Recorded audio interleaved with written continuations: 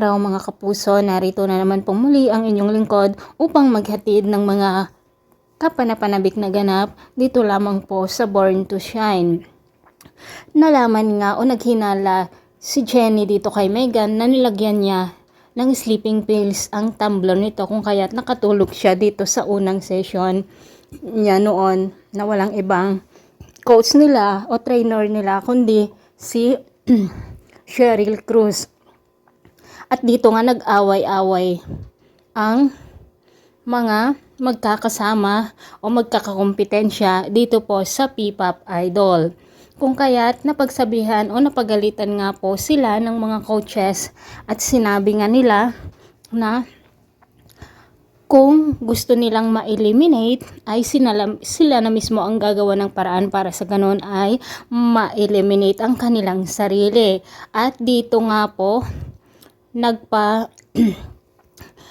nagpagawa ng swimming itong si Ivana o si Cheryl Cruz para sa ganon kung kakayanin nila Jenny kasama ng kanyang mga kaibigan ay hindi sila ma-eliminate mga kapuso. At sa awa ng Diyos ay kinaya naman nila ang swimming na ito. Samantala hinamon naman ni Minchi si Dara na magkakaroon sila ng competition sa pag-awit dito mismo sa venue na kung saan ay ang gaganapin ni Minchi kasama ng kanyang investor na meeting.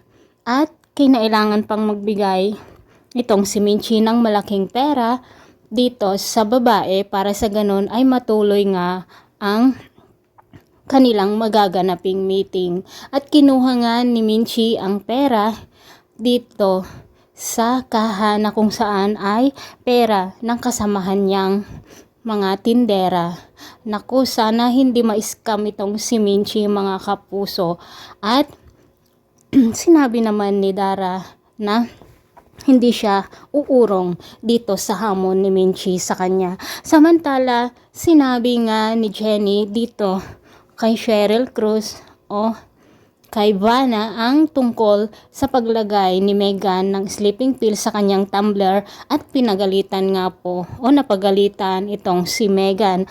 Napakasama kasi talaga ang pag-uugali nito. Hindi siya marunong lumaban ng patas mga kapuso. Saan kaya ito nagmana, no? So mga kapuso, pakaabangan po natin ang bawat yugto dito lamang po sa Born to Shine. Maraming salamat sa walang sawang pagsubaybay. God bless.